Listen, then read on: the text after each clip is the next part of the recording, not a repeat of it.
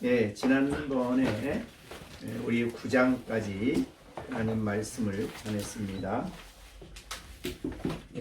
우리 9장의 제일 핵심되는 내용은 9장 11절이 되겠죠. 그 자식들이 아직 나지도 아니하고 무슨 선이나 악을 행하지도 아니한 때에 택하심을 따라 하나님의 되는 하나님의 뜻이 행위로 말미암지 않고 오직 부르심으로 말미암아 서게 하려 하신다. 결국은 이 9장의 핵심되는 내용은 사람의 구원은 전적으로 하나님의 선택, 하나님의 부르심, 하나님의 의롭게 하심, 하나님의 영화롭게 하심. 결국은 구원은 하나님이 시작하시고 하나님이 완성하신다는 말씀을 주시면서 이스라엘 사람들이라고 다 혈통적인 이스라엘이 아니고 혈통적인 이스라엘 가운데도 남은 자 또는 선택받은 자만 구원을 받고, 물론 이방인도 마찬가지입니다. 하나님이 선택한 사람, 근데 그 선택은 뭘 보고 선택했느냐? 그것은 전적으로 하나님의 뜻이다. 그래서 토기장이의 비유로 말씀도 하시고, 하나님의 선택에 대해서 우리는 이러쿵저러쿵 하나님 반항하는 것은 옳지 않다. 우리는 피조물이고 하나님은 창조주시다. 이런 내용으로 말씀을 했습니다. 놀라운 것은 하나님이 우리를 그렇게 부르시고 또 부르시기 전에 이미 택하셨는데 긍휼의 그릇으로 우리를 택하셨습니다. 그래서 때가 되면 우리를 부르신 그 하나님은 유대인이나 이방인 중에서 똑같이 영적인 이스라엘이다. 근데 그들은 모두가 다 하나님의 백성이고 하나님의 사랑을 입은 자들이고 또한 살아계신 하나님의 자녀다. 이런 말씀을 주시며, 어떻게 그렇게 됐느냐? 이방인이든 유대인이든 믿음으로 의롭다함을 얻음으로써 그렇게 된다. 그렇게 말씀을 하셔서 마지막 9장 33절까지 그렇게 정리를 했습니다. 자, 그러면 사실은 10장은 그럼 믿음으로 구원을 받는데, 믿음으로 의롭다함을 얻는데 어떻게 이방인이나 또는 유대인이 그 말씀을 믿을 수가 있는가?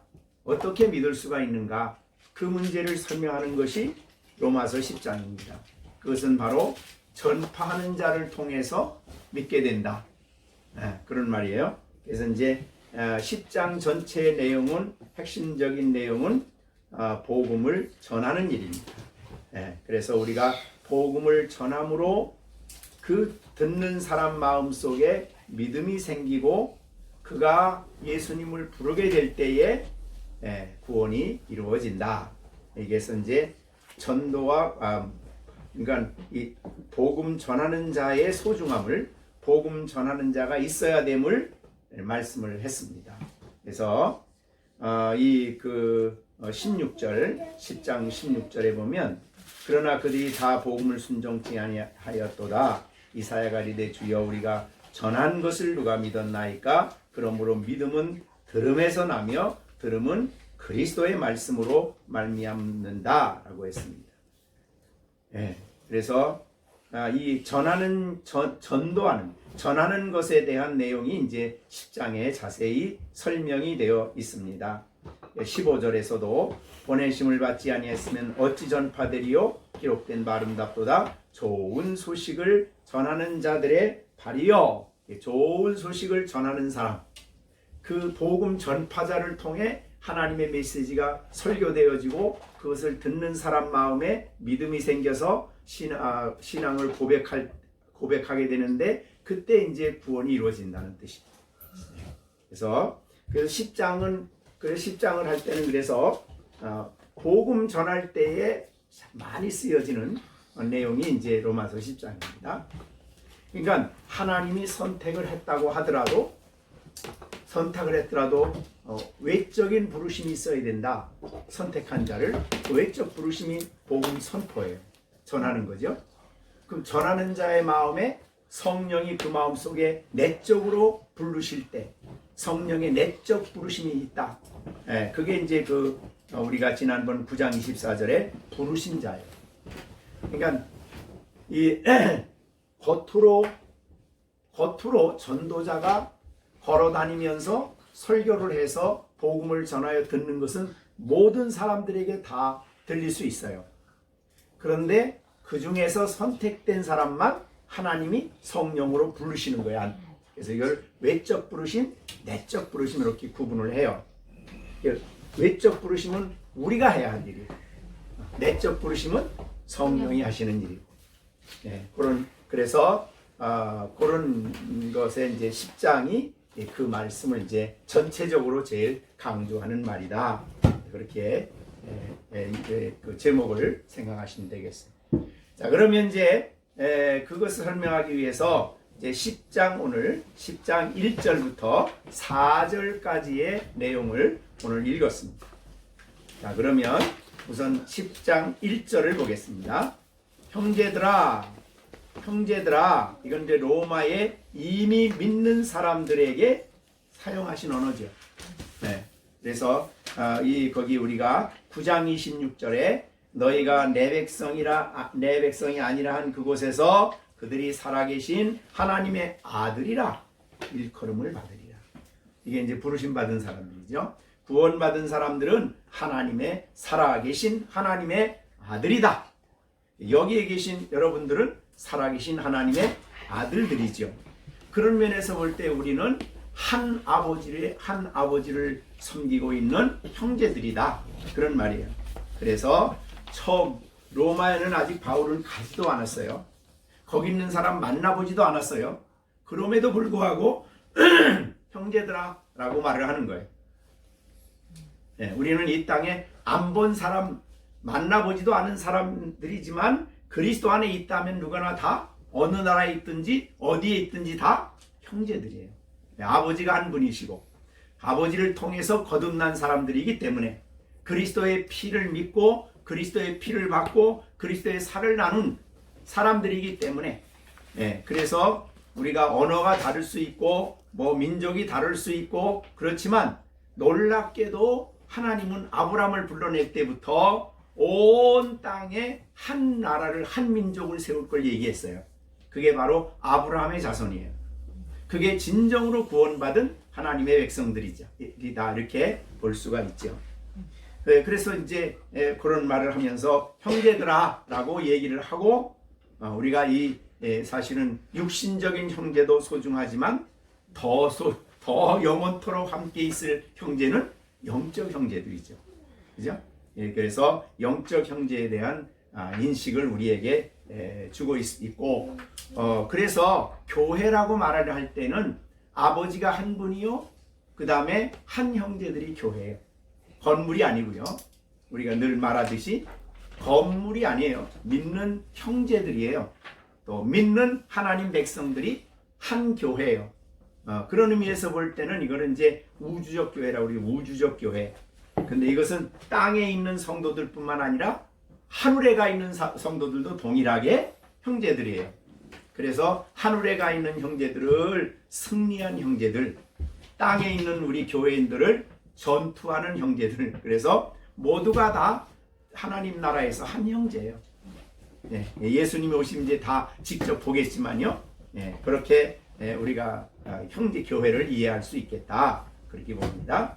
자, 그러면서 형제들아, 내 마음에 원하는 바와 하나님께 구하는 바는 이스라엘을 위함이니 곧 그들로 구원을 받게 함이라. 이렇게 됐습니다. 자, 그러면 바울은 이제 9장도 시작을 하고 10장이나 11장이나 똑같이 이스라엘로 시작을 한다 그랬어요.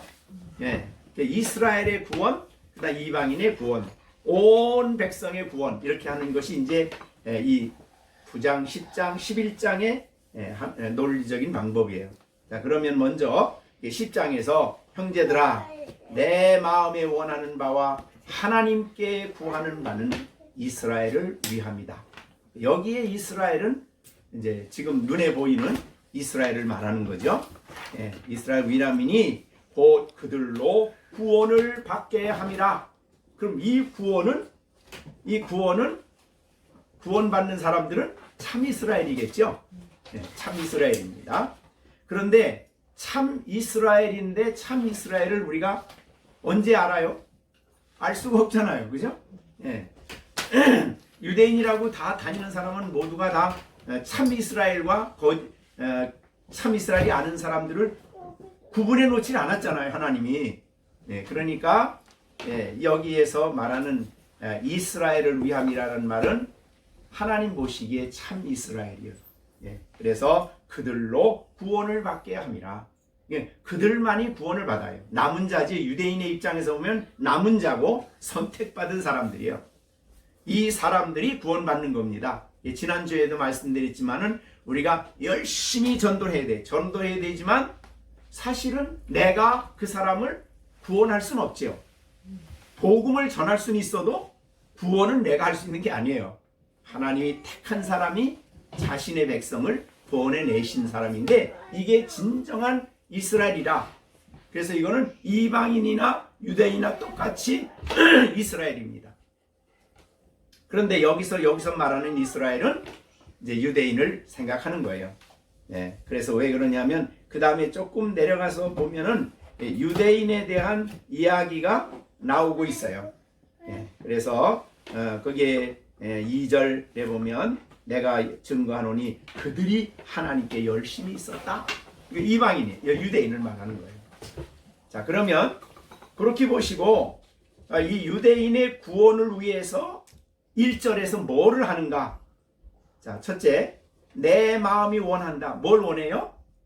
이스라엘의 구원을 원한다. 그 말이죠. 이스라엘을 위함이니 그들의 구원을 내가 간절히 원한다. 이거는 우리가 이제 그 9장 1절을 시작할 때도 했죠. 네, 거기에도 보면 고륙 친척을 위하여 내 자신이 저주를 받아 그리스도에게서 끊어질지라도 원하는 바다. 이렇게 얘기했는데 10장 1절에서도 형제들아 내 마음에 원하고 있다. 나는 이스라엘 사람들의 구원을 정말 원하고 있다. 예, 아마 이제 나중에 우리가 그 사도행전 끝에가 28장에 가보면 로마에 가서 유대인들을 만나요. 바울 사도가 먼저 유대인의 그 지도자들을 초청해 가지고 내가 우리 민족을 왕한테 고발한 거 아니다. 난 그래서 여기 온 게 아니다라고 설득을 하는 내용이 나와요. 예, 그런 것을 보면은 아마 그런 선교적인 그런 맥락을 비전을 가지고 이런 말을 했으리라고 봐요. 그래서 하나님께 구하는 바는 이스라엘을 위함이니. 예, 그런데 그 구원을 위해서 소원이 있는 거로 그치지 않고 그 다음에 뭐 합니까? 하나님께 구하고 있다. 구한다는 것은 이제 간구한다는 뜻이죠. 기도한다는 뜻이에요. 왜 간구해야 되느냐? 이 영혼의 구원은 사람이 할 수 있는 일이 아니니까 그래요. 그래서 그를 위해서 간절히 기도하고 부르짖고 간구할 때에 하나님이 그 기도를 들으시고 하나님이 택하신 자들을 불러내신다. 이런 뜻이죠. 그래서 구하는 것이 필요하다. 근데 우리가 보십시오. 바울은 유대인들 그러면 그가 얼마나 유대인들에게 어려움을 당했다는 것은 우리가 사도행전이나 이제 서신서를 보면 알죠. 고린도후서 11장 24절에 보면 그랬어요. 유대인들에게 40에 하나 감한매를 5번 맞아요. 유대인들은 제일 죽기 전에 죽어야 될 사람이면 돌을 들어 쳐 죽이고, 그 다음에 형벌이 무거운 사람은 40에 하나 감한매를 치는 거예요. 이런 이제 돌 같은 데다가 딱 묶어놓고 치는데 왜 40에 하나 감냐면 40대를 맞으면 죽을 수 있다는 거예요. 그렇기 때문에 사람은 하나님의 형상대로 지었기 때문에 죽을 때까지 치는 거는 하나님의 형상을 멸시하는 태도가 돼요. 그래서 40까지는 안 치고 39번까지만 치는 거예요. 그러니까 최고의 형벌을 받은 거죠, 말하자면. 죽기 전에 형벌이에요. 그거를 어느 번 맞냐면 5번 맞았다 그랬어요. 그래서 이제 지금도 두로라는 두로 지방에 바울이 제일 먼저 간 곳이 이제 구레네 거기인데 거기 가서 구브로 섬에 가서 보면 바울이 이제 갔던 곳에 기념교회가 세웠는데 그 바울 기념교회 앞에 돌이 하나 있어요. 돌. 근데 이 돌에 바울을 묶어놓고 40에 하나 감한 매를 때린 돌이다 그래가지고 돌이 있어요. 그러니까 그런데 묶어놓고 때리는 거야.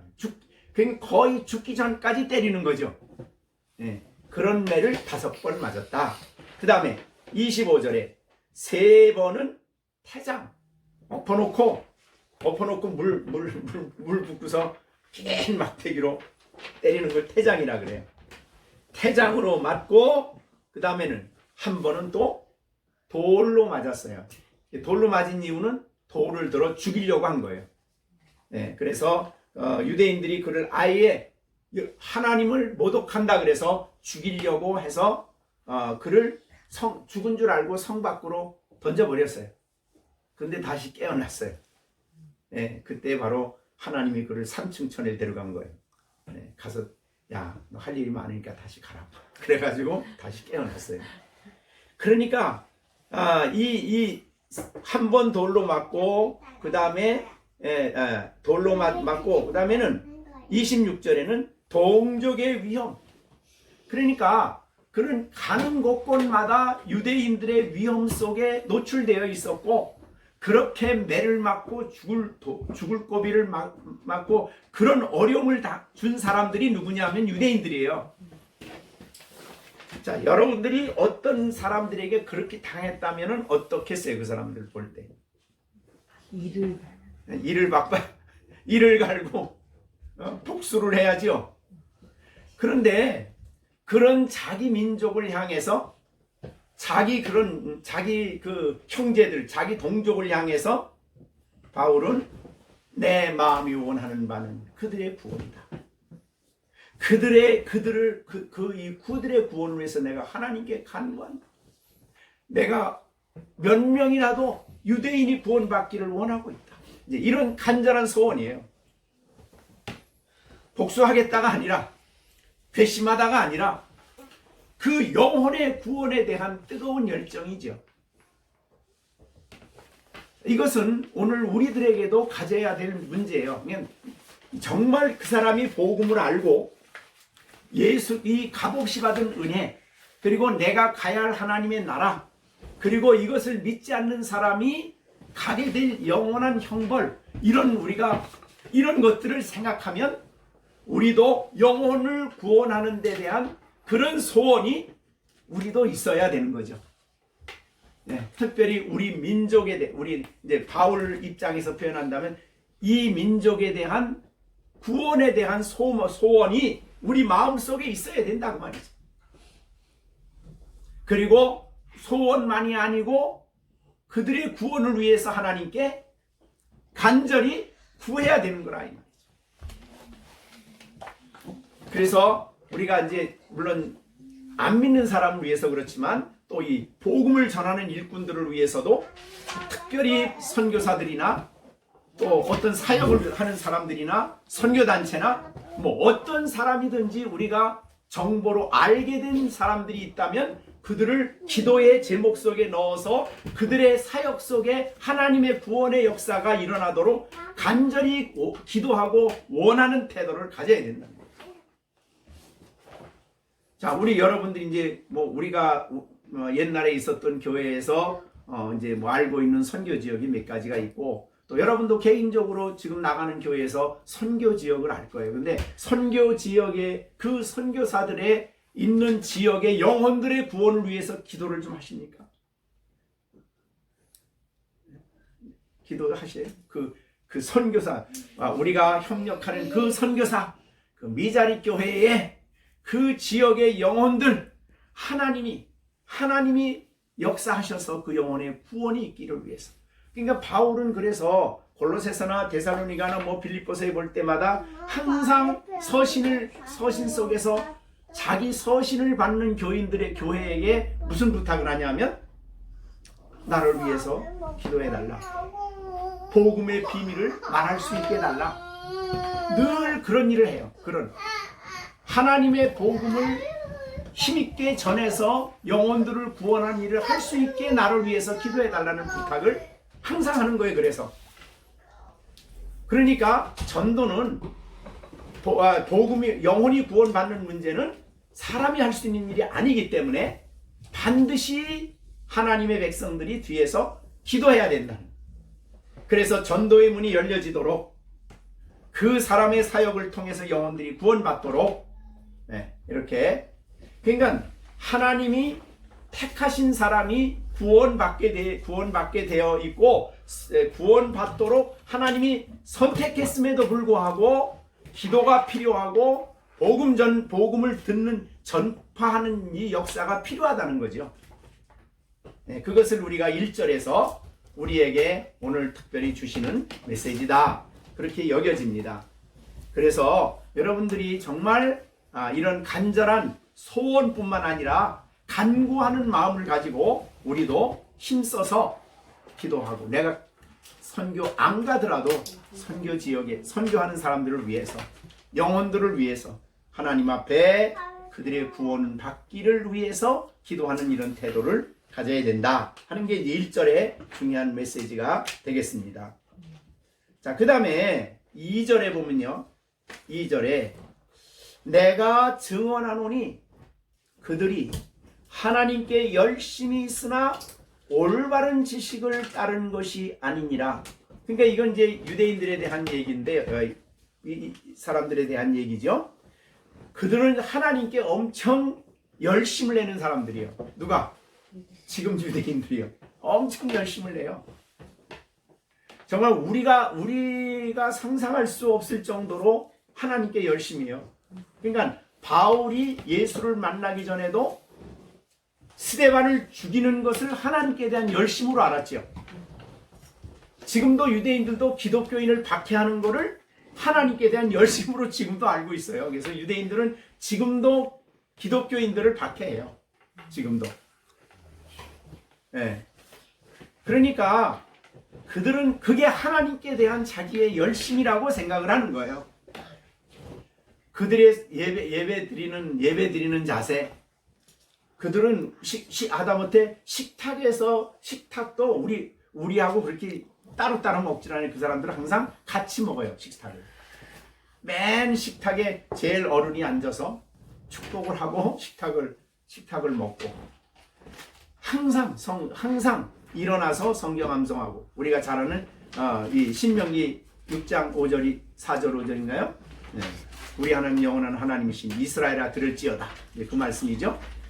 그리고 있고 잘적에도 반드시 그걸 해요. 그리고 절기 지키는 일은 지금도 철저합니다. 그들은 얼마나인지 아무리 바쁘다가도 딱 9시가 되면 기도해요. 하다못해 비행기 타고 가다가도 딱 12시 되면 자기 혼자 보자기 있으면 기도해요. 그러니까 그들의 열심은 사실은 우리가 따라하기가 힘들어요. 얼마나 열심인지. 금식하는 일, 11조 하는 일. 그러니까 전쟁을 하다가도 안식일을 안 해요. 그 사람들은. 전쟁을 하다가도. 그런 정도고, 여러분이 이제 이스라엘 땅에 가보면 그 학교 다니는 애들이 다 똑같은 옷을 입어요. 되게 색깔이 같대. 왜냐하면 성경에 다른 색깔하고 섞어서 짜지 말라 그래서 옷을. 그러니까 색깔이 다른 이런 색깔이 이렇게 다른 거 이렇게 섞어서 짜면 이거 입으면 안 돼. 그냥 까만 거면 까만 거, 하얀면 하얀 거. 근데 아이들이 그렇게 입어. 평생을 그렇게 입어요. 거기는 아마 그러니까 그런 게 없을 것 같아, 그죠? 디자인이야 뭐 그다음에 뭐 사람들 앞에 나와서 뭐 이상한 옷 입고 막 이러는 거 그런 거 안 할 것 같아. 안 해요. 그러니까 얼마나 하나님께 대해서 이게 하나님이 기뻐하는 일이라 그러면 딱 정하고 그대로 하는 거예요. 얼마나 열심인지 모르죠. 자, 그것은 오늘 본문에 그런 말 했어요. 내가 증언하노니 그들이 하나님께 열심히 있다. 열심히 있다. 이 하나님께 대한 열심은 갈라디아서 4장 17절에도 바울이 이렇게 말했어요. 그들이 너희에게 대한 그거 4장 17절이 아니고 사도행전 2장이에요. 22장 3절.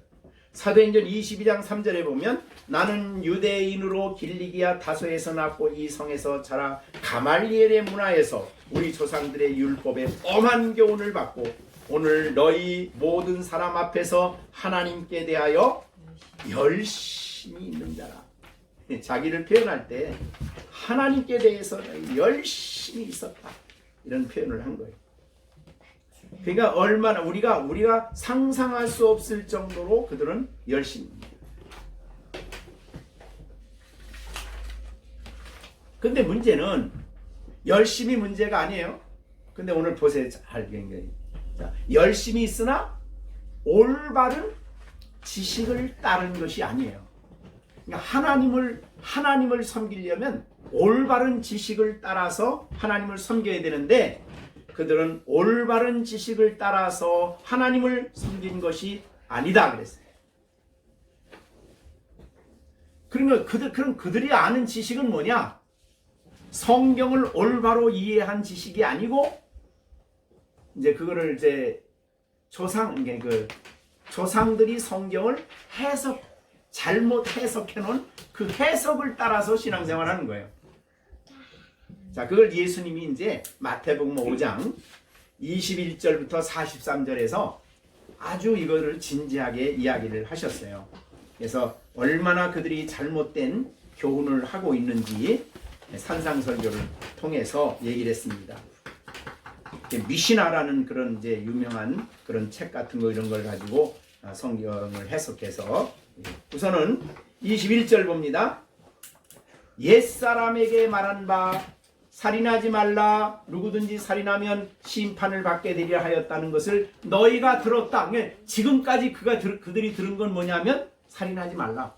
이거예요. 그 몇 계명입니까? 살인하지 말라가 몇 계명이에요? 6계명이죠. 그죠? 그러면 거기에 살인하지 말라는 것은 가서 사람을 실제로 죽이는 것을 얘기해요. 그거 살인하지 말라 그 말이죠. 근데 살인하지 말라도 어디에 적용했냐면 자기 동족만 적용을 해. 그러니까 이방인은 죽여도 괜찮아. 그렇게 적용을 한 거예요.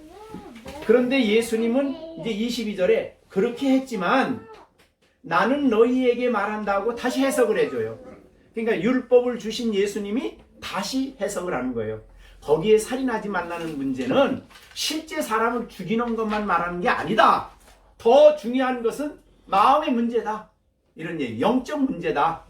그래서 그 다음에 이제 그 형제에게 나가라 하는 자, 형제에게 노하는 자, 뭐 분노했다면 벌써 뭐한 거예요?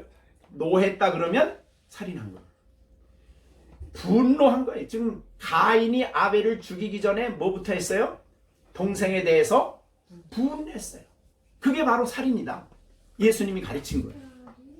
그러니까 먼저 마음에 일어나는 문제지 영적 문제지 행동의 문제는 그 다음 문제다. 그런 그 예수님이 가르친 말이에요. 이게 여덟 가지 그들이 잘못한 거죠. 그 다음에 27절 봅니다. 가늠하지 말라는 것을 너희가 지금까지 들었지만 나는 너희에게 이르노니 그들은 어떤 게 가늠이냐면 실제로 남의 아내나 뭐 이런 사람들을 강제로 합법적이 아닌 방법으로 뭐 이렇게 가늠하는 걸 말했는데 행동을 안 해도 이제 예수님 말합니다. 28절에 나는 너희에게 이르노니 뭐 하는 자?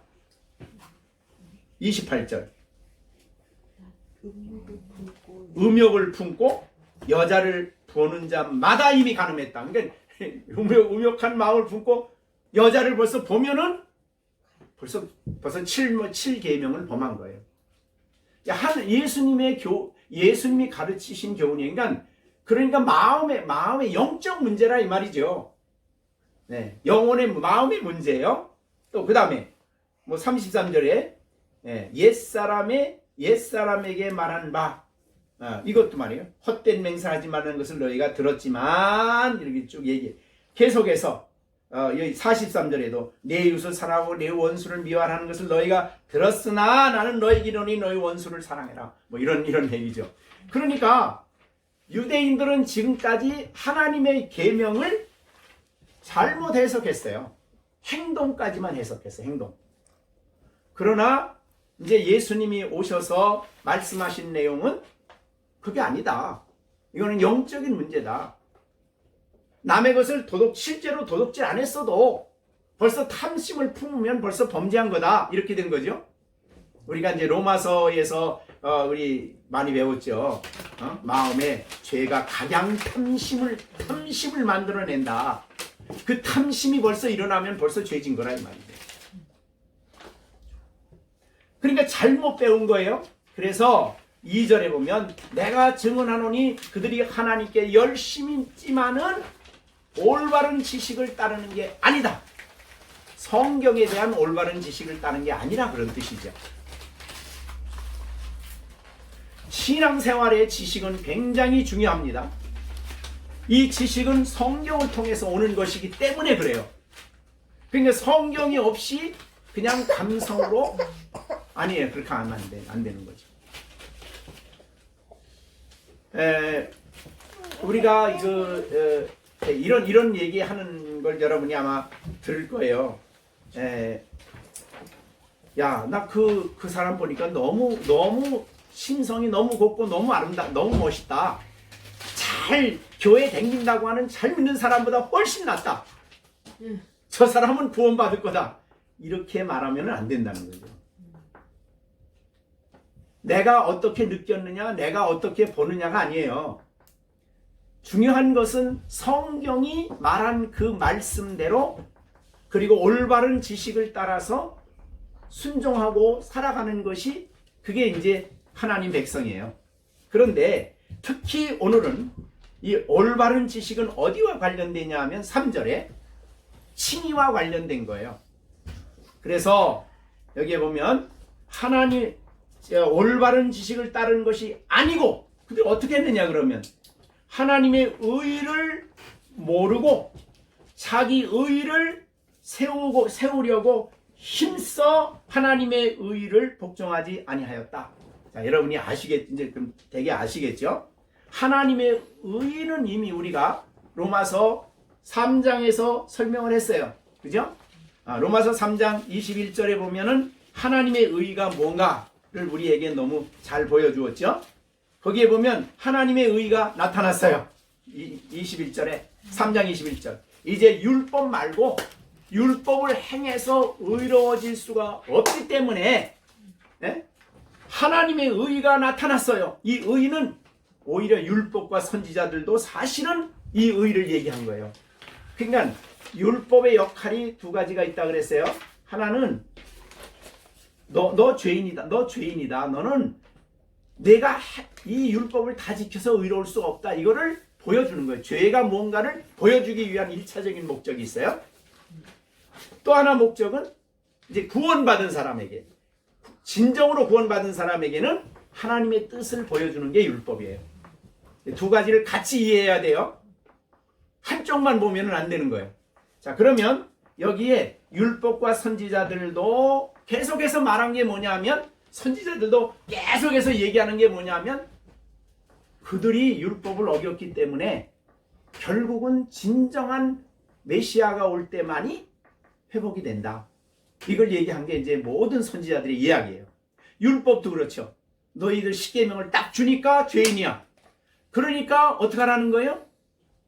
성막으로 가라. 성막이 뭐예요? 예수님을 보여주는 거예요. 그렇게 율법이나 어디나 다 예수님을 얘기하고 있다.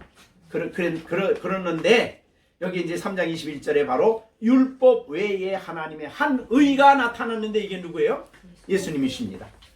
예, 그렇죠. 그래서 이 예수님으로 말미암아 믿는 자에게 이 하나님의 의가 미치는 의입니다. 그래서 의가 나타났으니 22절 예수 그리스도를 믿음으로 말미암아 모든 사람이 미치는 하나님의 의인이 차별이 없다. 차별 없이 주어져. 이방인 유대인 차별 없이 주어지는 게 예수님의 의예요. 자, 그러면 그 정도 보시고 다시 3절을 봅니다. 하나님의 의를 몰라. 자, 유대인들은 몰라. 왜 몰라요? 그거 당연히 거절했잖아요. 예수님을 거절했어요. 왜? 자기의 메시아에 대한 잘못된 가르침을 가지고 있었어요. 유대인들은 메시아 그러면 다윗 왕국을 다시 회복시키는, 즉 유대 나라의 로마 제국을 몰아내고 다윗 왕국을 다시 회복시킬 메시아를 기다리고 있었던 거예요. 근데 예수님이 와가지고 전혀 그런 일을 하지 않고 죄인들이나 찾아가고 뭐 어쩌고저쩌고, 그러니까 이게 말이 안 되는 거죠. 그래서 배척을 한 거 아닙니까? 그죠? 우리는 이런 메시아 싫다. 이런 왕은 우리는 원하지 않는다. 이제 이것입니다. 자, 그래서 하나님의 의를 모르고 예수님께 나가지 않았기 때문에 모르는 거예요. 예수님을 알았다면 당연히 구약에 대한 모든 내용이 다 풀어질 거예요. 해석이 될 거예요. 예수님 앞에 나가지 않으면 이게 해결이 안 됩니다. 자, 우리가 고린도후서 하나 보겠습니다.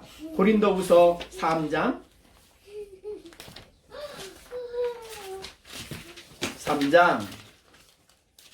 15절. 오늘까지 모세의 글을 읽을 때에 모세 글이 뭐예요? 구약을 요약하는 말이에요. 그죠? 수건이 그 마음을 덮여. 이게 수건은 편견이에요. 편견이, 잘못된 가르친 그 편견이 얼굴을 가려가지고 구약을 봐도 몰라. 그러니까 유대인들은 지금도 구약을 열심히 연구하면서도 예수님 메시아 안 왔대 아직도. 자, 그러면서 16절 보세요. 그러나 언제든지 어디로 가면, 예수님께로 돌아가면 그 수건이, 그 편견이 다 벗어져. 그리고 주는 영이시니 주의 영이 계신 곳에 자유가 있다. 우리가 다 수건을 벗은 얼굴로 거울을 보는 것 같이 주의 영광을 보매 그와 같은 형상으로 변화하여 영광으로 영광이리니 곧 그러니까 예수님께로 돌아가면 구약이 확 보이면서 구약에 있는 주님의 영광이 곳곳마다 보여요. 그죠? 구약의 제단에서도 보이고 모리아 산에서 이삭을 바칠 때 거기서도 예수님의 영광이 보이고, 모든 구약의 내용에 전부 다 예수님이 다 보이는 거예요. 예수님 영광이. 누구에로 가면? 주께로 돌아가면. 근데 유대인들은 주님을 안 듣는 거예요. 주님을 거절한 거예요. 자, 주님을 거절하니까 어떻게 돼요? 자기 의를 모르고 하나님의 의를 모르죠. 그러니까 예수님이 하나님의 의인데 예수님을 거절했으니까, 그러니까 모르는 거예요. 모르니까 그들은 뭐만 해요? 뭐만 하냐 하면 자기 의만 세워요. 자기 의를 세우려고 힘써서 하나님의 의를 복종하지 않아요. 이건 굉장히 중요한 말입니다. 자, 이제 유대인들이나 하나님 신학 우리들이나 하나님 앞에 나가죠. 그러면 우리는 뭘 가지고 하나님 앞에 나가요? 그리스도의 의를 입고 나가죠. 이 의가 없으면 하나님 앞에 설 수가 없어요. 심판자 앞에, 심판하시는 그분 앞에 우리는 설 수가 없죠. 그런데 자기 의를 가지고 딱 나가서 예수님 앞에 하나님 앞에 섰어. 그러면 하나님이 그 사람을 어떻게 할까요? 율법으로? 하나님의 공의로? 그렇죠. 정죄하는 거예요. 심판하고 정죄하고. 그러니까 자기 의를 세우려고 열심히 힘써서 노력을 하는데 결국은 힘써서 자기 의를 세우려고 힘쓰는 노력만큼 그리스도의 의를 복종하지 않는 거예요. 거절하게 됩니다.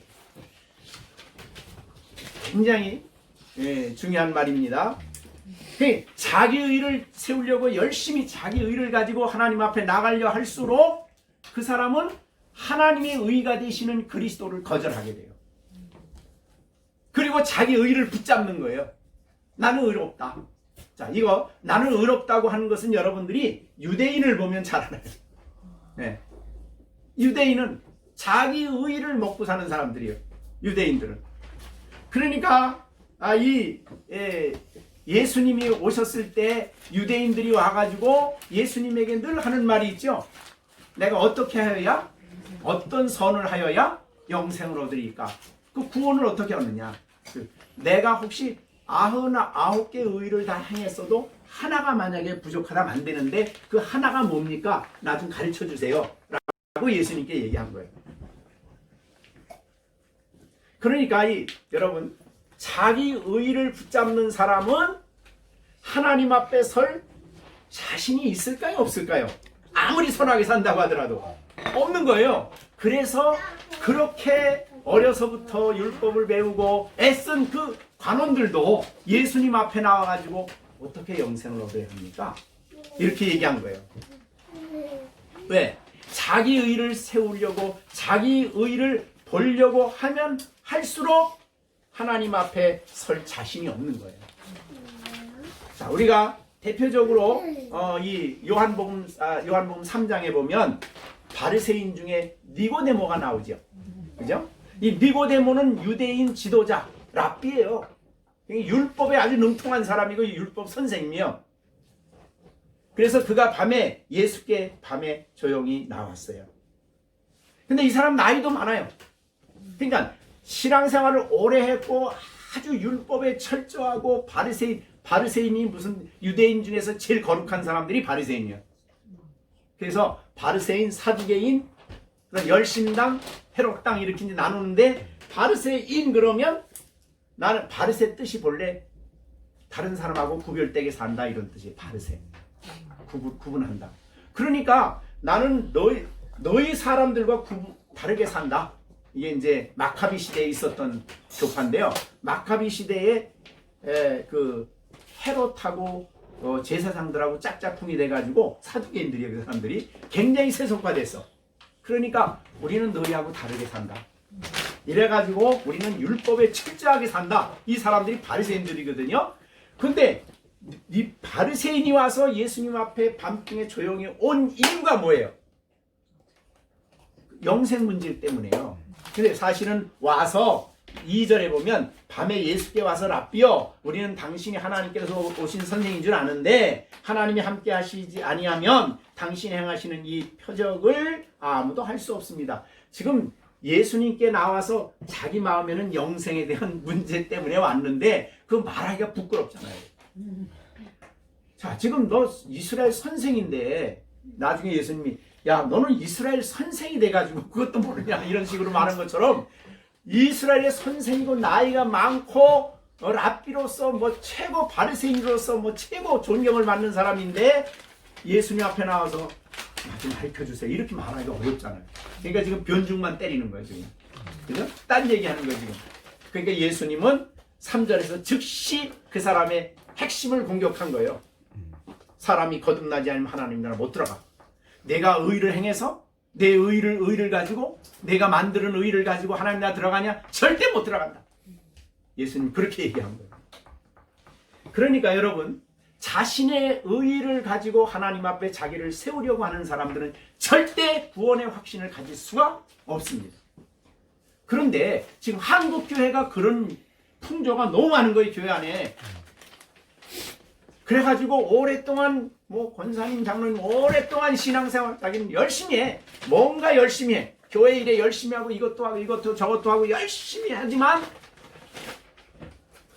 하나님 앞에 설 수 있는 이 확신과 이 기쁨이 없는 거예요.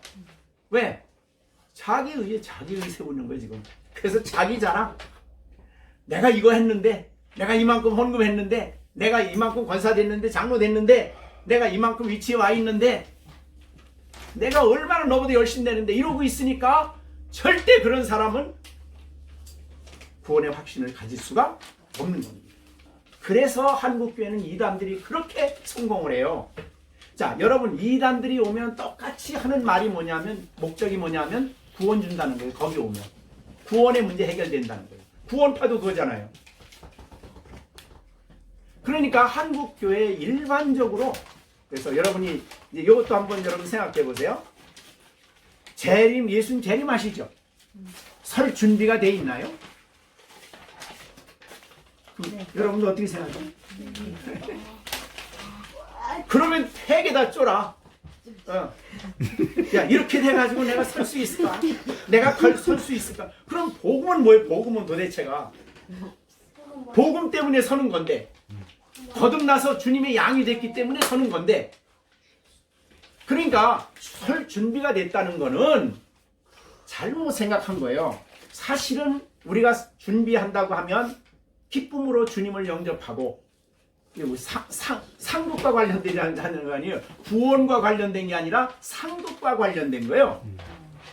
거기에서 내게 맡긴 일을 내가 잘했는가, 내가 충성했는가, 이거를 돌아보는 일하고 구원하고 연결시키면 안 되는 거예요. 이거는. 그런데 뭐 어느 교회에 가나 되게 우리 교회에서도 몇 번 내가 질문하고 또 질문했어도 오늘 돌아가셔도 하나님 나라 갑니까? 그러면 자신 있게 예, 제가 갑니다. 내가 죄인이지만 하나님 나라를 의롭다 해서 갑니다. 이렇게 말하는 사람이 별로 없어요. 네, 왜? 자기 의의를 가지고 살려고 하니까. 자기 의의를 가지면 절대로 하나님의 의의를 받아들일 수가 없어요. 그러니까 캐톨릭은 궁극적으로 구원의 확신을 갖는다고 말하는 주장하는 개신교는 이단이라고 말을 하는 거예요. 그래서 캐톨릭은 교리적으로 아예 구원의 확신을 가질 수 없다 그래요. 가질 수 없는 이유가 왜 그래요? 그 사람들은 행위로 구원을 받기 때문에. 그러니까 이 세상에 이 복음 외에는 전부 다 행함으로. 그러나 복음은 오늘 우리가 로마서를 통해 배운 복음은 아닙니다. 하나님의 의가 나타나서 왜? 자기 행위로 의로울 수가 전혀 없기 때문에 하나님이 만드신, 하나님이 나타내신 의거든요. 만약에 사람이 자기가 의로워서 살 수 있다면 예수님을 보내요? 안 보내죠. 보낼 이유가 없는 거예요. 자, 그러면 3절이 그겁니다. 그러니까 올바른 지식을 따르는 것이 아니다. 그럼 올바른 지식이 뭐냐면 하나님의 의를 받는 거예요. 그러니까 이거를 따르지 않았다 그러면 하나님의 의를 모르고 자기 의를 세우고 힘써 하나님의 의를 복종하지 않아요. 아주 열심을 내지만 이제 모르는데 문제가 있어요. 모르는데. 그럼 이제 이거를 알려주는 사람이 있어야 되겠죠. 이 알려주는 사람이 누구냐면 이제 그 다음에 뒤에 나오는 입을 열어 복음을 전하는 사람들이.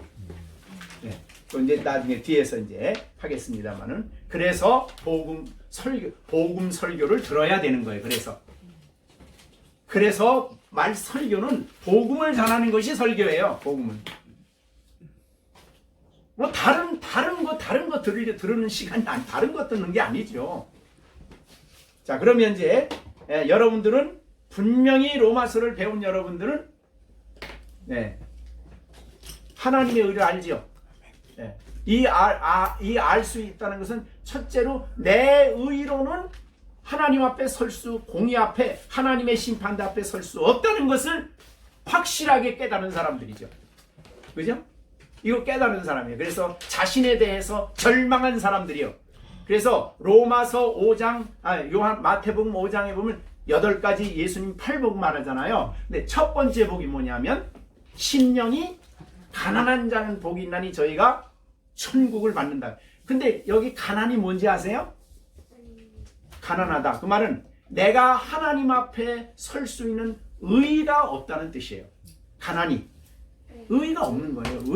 하나님 앞에 당당히 설 수 있는 의의가 전혀 없는 거예요. 그래서 가난한 거예요. 그래서 가난한 그 사람이 그 자기 의를 포기하고 하나님이 예비하신 의를 받아들였을 때 천국이 저의 것이 되는 거예요. 그래서 가난한 사람들이 그러니까 그것을 또 이 잘못된 자유주의 신학자들은 가난한 사람이 복이 있다 그래서 실제로 가난하다고 얘기하는데 그거는 성경을 잘못 보는 거예요. 자, 그러면 그렇게 보세요. 이제 3절은 걸 봅니다. 하나님의 의를 모른다고 한 말이 굉장히 중요해요. 그죠? 이 의를 모르면 안 돼요. 그러면 결국 그 모르는 사람은 자기 의를 세우는 사람이에요. 그럼 자기 의를 세우지 않으려면 뭐를 알아야 돼요? 하나님의 의를 알아야 돼요. 그러면 이제 자기 의를 포기해요. 이거는 율법을 순종하지 않는다는 뜻이 아닙니다. 이제 우리가 뭐 로마서에서 이제 8장에서 배웠죠. 율법이 오면은 하나님의 성령이 오시면 하나님의 율법을 순종할 수 있도록 우리에게 격려하시고 그 영적인 의미를 깨닫게 하신다. 그래서 거룩한 삶을 살게 하신다. 그러니까 율법은 거룩한 삶을 살아가게 하는데 이쪽은 자기 의를 세우는 사람은 그거 해서 내가 의로워서 내가 자랑스러워서 천국 간다 이거고, 하나님의 의를 소유한 사람은 이 은혜가 감사해서 구원받은 것이 너무 고마워서 너무 감사해서 아버지를 어떻게 하면 기쁘게 할까 하며 살아가는 사람이고 다르지요. 어떻게 내가 구원받을까 하는 사람하고 구원받았으니 내가 어떻게 하면 하나님을 기쁘시게 하는 사람하고는 살아가는 방식이 전혀 다른 거예요. 그러니까 우리에게는, 여러분들에게는 어떻게 하면 하나님을 기쁘시게 할까, 이 은혜를 어떻게 하면 내가 조금이라도 보답할까, 이런 마음을 가지고 하나님의 말씀을 순종해서 하나님을 기쁘시게 하는 삶을 살아가는 거죠.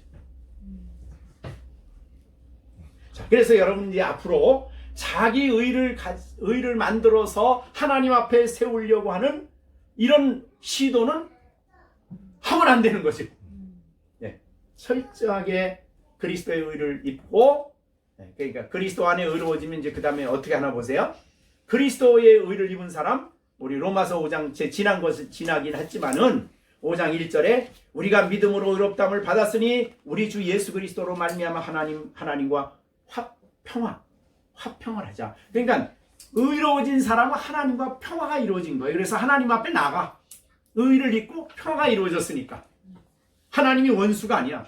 그래서 하나님 앞에 나가는 거죠. 은혜의 보좌 앞에 나가는 거예요. 그 다음에 그로 말미암아 우리가 믿음으로 있는 이 은혜 속에 들어가요. 은혜 속에. 은혜의 보좌 앞에 나가요. 그 다음에 앞으로 주어질 영광을 바라고 즐거워한다. 장차 주어질 영광을 바라고 즐거워하여 그거를 바라보며 소망 중에 살아요. 그러니까 하나님과 화평을 이루어서 교제가 이루어지고 은혜의 보좌 앞에 나가서 넘치는 은혜를 받고 장차 주어질 영광을 바라보며 하루하루 소망 중에 살아간다. 그런 말이죠. 그게 바로 구원받은 믿음으로 의롭다함을 얻은 성도의 살아가는 삶의 방식이에요. 그러니까 자기 의를 세우려고 하는 사람은 항상 메말라요. 항상 갈급해야 돼. 그래서 아무리 예수님에게 온 사람들이 뭐 관원이고 뭐 그렇더라도 그게 갈급해서 어떻게 하면 내가 영생을 얻을까? 이렇게 질문하는 거예요. 그게 우린 다르죠. 자, 그 다음에 이제 4절입니다. 그러니까 이 힘써 하나님의 의를 독점하지 아니하느니라. 그럼 하나님의 의를 이제 다시 얘기를 합니다. 왜냐하면 그 다음서부터는 이제 복음 전도가 나오기 때문에 4절 같이 한번 읽겠습니다. 시작. 그리스도는 모든 믿는 자에게 의를 이루기 위하여 율법의 마침이 되시니라. 그럼 그리스도가 어떻게 해서 우리의 의가 됐습니까? 그렇게 얘기했더니 거기에 대한 답변이에요. 4절이. 그리스도는 모든 믿는 자에게 의를 이루기 위해서 율법의 마침이라는 말이 있어요. 율법의 마침이라는 뜻은 율법을 완전히 이루셨다 이런 뜻이에요. 마쳤다라는 말은 율법이 요구하는 모든 의를 다 이루어 마쳤다. 그래서 예수님이 십자가에서 마지막 하신 말씀이 뭐예요? 끝에 하신 말씀이 다 이루었다예요. 그리고 운명하셨어요. 왜 다 이루었다고 합니까?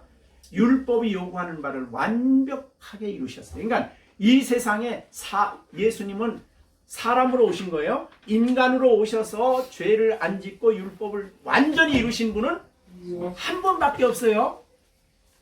또 있지 않아요. 또 있지 않아. 한 분밖에 없는데 우리를 예수를 믿게 함으로 우리를 그리스도에게 가서 연합시켜서 그리스도에 연합시켜서 이제 그리스도 안에서 우리를 하나님이 의롭다 하시는 거죠.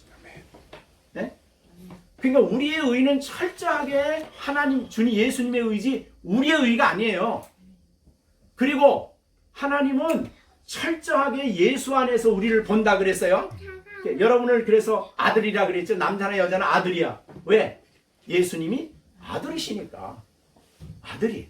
그래서 그 영원한 나라를 기업으로 받는 거죠. 그러니까 예수님은 여러분들이 이제 헌금 낸다 그럴 때도 내가 그래도 좀 이만큼 내면 이런 하나님하고 상관이 없는 거예요. 사실은 그리스도의 의를 입고 하나님 앞에 드릴 뿐이에요.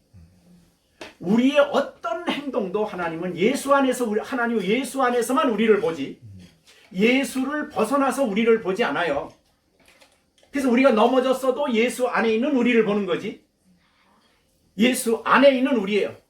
예수 안에서 그러기 때문에 예수 안에 있기 때문에 그리스도의 아들이라고 말하고 예수님의 사랑을 가지고 하나님의 사랑을 가지고 사랑을 하고 모든 것을 그리스도 안에서 우리를 보시고 받아주시고 예수 안에서 우리와 관계를 갖으시는 거예요. 그 일을 위해서 율법의 마침이 되셨어요. 4절에 다시 한번 봅니다. 그리스도는 모든 믿는 자에게 의를 이루시기 위해서. 그런데 여기에 모든 믿는 자예요. 여기는 유대인도 이방인도 차별이 없어요. 모든 사람들이 차별이 없어요. 자, 이것은 이제 우리가 로마서 3장에서도 이미 말씀하신 내용이에요. 네, 그래서 로마서 3장에 보면 22절 곧 예수 그리스도를 믿음으로 말미암아 모든 믿는 사람에게 미치는 하나님의 의인이 뭐가 없어요? 차별이 없습니다. 모든 믿는 자예요. 근데 이 믿음은 사실은 누가 주는 선물이에요? 본래 태어날 때 사람이 가져요? 아니죠. 하나님이 주시는 선물이에요. 믿음. 이 믿음은 그러니까 우리가 이 구원과 관련된 이 믿음은 전적인 하나님의 선물입니다. 자, 그래서 베드로전서 1장 보세요. 1장 1절. 베드로전서 1장 1절. 예수 그리스도의 같이 읽겠습니다. 예수 그리스도의 종이며 사도인 시몬 베드로는 우리 하나님과 구주 예수 그리스도의 의를 힘입어 아니에요? 베드로후서 1장 1절. 잔서라고 그랬어요?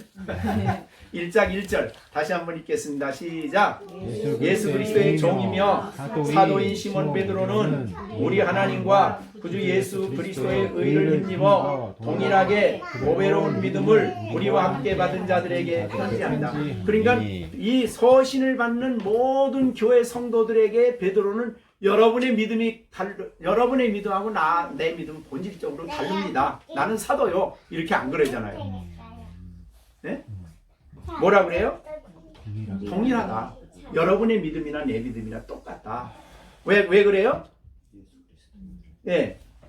보배로운 믿음을 우리와 함께 받았기 때문에. 여기 받았다 그러잖아요. 주시니까 받은 거예요. 이 믿음은 하나님이 주시지 않으면 받을 수가 없어요. 그러니까 사실은 복음을 전할 때 그래서 기도가 필요한 거예요. 하나님이 주시는 믿음. 하나님은 약속을 다 하셔도 그래도 우리는 기도를 해야 된다. 그래서 앞에서 말할 때도 그런 말씀을 했습니다. 우리가 에스겔 36장을 한번 보겠습니다. 에스겔 36장. 자, 36장 25절입니다. 이제 신약 시대에 하나님이 하실 일인데 맑은 물을 너희에게 뿌려 너희로 정결하게 하되 곧 너희 모든 더러운 것에서와 모든 우상 숭배에서 너희를 정결하게 할 것이며 26절 또 새 영을 너희 속에 두고 새 마음을 너희에게 주되 너희 육신에서 굳은 마음을 제거하고 부드러운 마음을 줄 것이며 또 내 영을 너희에게 속에 두어 너희로 내 율례를 행하게 하리니. 이건 이제 로마서 8장이 생각이 납니다. 너희가 내 규례를 지켜 행할지라. 그리고 이제 하나님이 28절부터 이제 복을 주실 것을 쫙 얘기해요. 풍성하게 주신다. 그렇게 얘기를 쭉 해서 35절에 사람이 이르기를 이 땅이 황폐하더니 이제는 에덴 동산 같다면 그리스도인이 사는 하나님 나라 백성이 사는 삶이 에덴 동산에 사는 삶이에요. 그런데 보세요. 37절 다 같이 읽습니다. 주 여호와께서 같이 이같이 말씀하십니다. 말씀하십니다. 그래도 이스라엘 족속이 이같이 자기들에게 이루어 주기를 내게 구하여야 할지라. 여기에 하나님이 이같이 말씀했죠. 자신이 할 일을 다 얘기하셨어요. 내가 이렇게 할 거다. 그럼 하나님이 하시지 뭐. 이렇게 얘기하지 않고 이같이 말씀하셨느니라. 그 다음에 그래도가 강조돼야 돼요. 그래도 즉 말씀이 있어도 그렇게 하나님 말씀하셨어도 이스라엘 족속이 이같이 자기들에게 이루어 주기를 내게 구해라. 그러니까 하나님의 약속이 있어도 기도해야 돼. 우리 편에서는 기도해야 돼. 구해야 된다 이런 뜻이죠. 하나님 다 뭐 선택한 사람 다 하나님 구원하시겠지 뭐 그러고 있으면 안 된다 이 말이죠. 그래서 선교 지역이나 전도하는 사람들을 위해서 복음 전파자들을 위해서 우리가 분명히 하나님이 선택한 사람들이 부름을 받지만 구원받지만 그래도 우리는 구해야 돼요. 소원을 가지고. 그게 바로 이제 10장 1절 말이에요. 그죠? 자, 그 다음에 이제 10절 이제 4절 마무리하고 마치겠습니다. 그리스도는 모든 믿는 자에게 의를 이루기 위하여 율법의 마침이 되었다. 그러니까 우리의 의는 부족하진 않아요. 뭐 이렇게 좀 적어졌다 많아졌다 그러지도 않아요. 완전합니다. 완전해요. 자, 그럼 여러분이 하나님 앞에 설 때 예수님의 의를 입고 서는 여러분들은 완전합니다. 그래서 하나님 앞에 나갈 때 우리가 담대하게 나갈 수 있는 이유가 여기 있어요. 나를 보면 담대할 수가 없죠. 두렵죠. 그러나 이 의를 붙들고 담대하게 나가는 거예요. 당당히 나간다. 당당히. 그런 약속이 우리에게 주어졌습니다. 그러니까 여러분들은 앞으로 이제 하나님 앞에 기도할 때나 예배할 때나 철저하게 내게 주어진 이 의를 붙들고 하나님 앞에 서는 법을 배우셔야 됩니다. 이게 아주 경험되어지는 진리가 돼야 되고 이렇게 확신하는 진리가 되어져야 되는 것입니다. 자, 우리가 마지막 요거 에베소서 2장 한번 보겠습니다. 에베소서 3장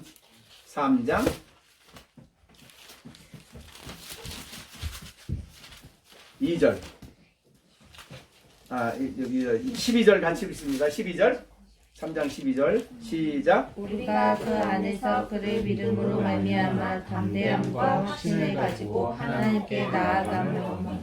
여기에 담대함 어떻게 이렇게 담대합니까?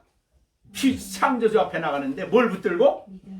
의를 붙들고 믿음으로 말미암아 준 그 의를 의지해서. 여기에 믿음은 그걸 그리스도 안에 있는 믿음이에요. 내가 그리스도 안에서 나를 의롭게 하신 그 예수님을 믿는 믿음으로 말미암아 담대하고, 그 다음에 확신은 뭐예요? 확신은 하나님 나를 만나 주신다. 나와 교제하신다. 나와 화목하셨다. 이거를 확신을 가지고 하나님 앞에 나아감을 얻을 수 있는 것은 바로 이 의로 말미암아 되어졌다. 이렇게 말씀하고 있습니다. 자, 이제 그래서 그 서론적인 얘기를 하시고 이제 10장 5절 말씀부터 이제 이 말씀을 그래서 들려줘야 되는데 이 사람을 믿는 사람들에게 나아가서 들려주는 이 역할을 우리가 해야 된다. 그런 내용이 이제 쭉 나오고 있습니다. 그래서 14절 봅니다. 로마 10장 14절 그런즉 믿지 아니한 이를 어찌 부르리요 듣지도 못한 이를 어찌 믿으리요 전파하는 자가 없이 어찌 들으리요 보내심을 받지 아니했으면 어찌 전파하리요. 그래서 계속해서 이제 우리가 전하는 중요성을 강조한 겁니다. 그러니까 복음은 선포가 돼야 돼요. 설교를 통해서 선포될 때 성도들이 그 말씀을 듣고 들을 때 하나님의 성령이 그 마음에 믿음을 주셔서 그 내가 의인이구나. 내가 하나님 앞에 담대히 설 수 있구나, 이걸 내 안에 믿게 해주시는 거, 그런 역사가 이제 있게 되는 거죠. 오늘은 여기까지 말씀을 했습니다. 우리는 주신 메시지를 마음에 정리하시고 꼭 여러분들이 좀 안 믿는 사람들의 구원 문제를 위해서 간절히 기도하시고, 우리가 정서나 느낌이나 감정이나 체험으로 의를 확인하려고 하지 마시고 하나님의 말씀 지식을 따라서 우리가 이 확고한 믿음을 가져야 되겠습니다. 기도하겠습니다.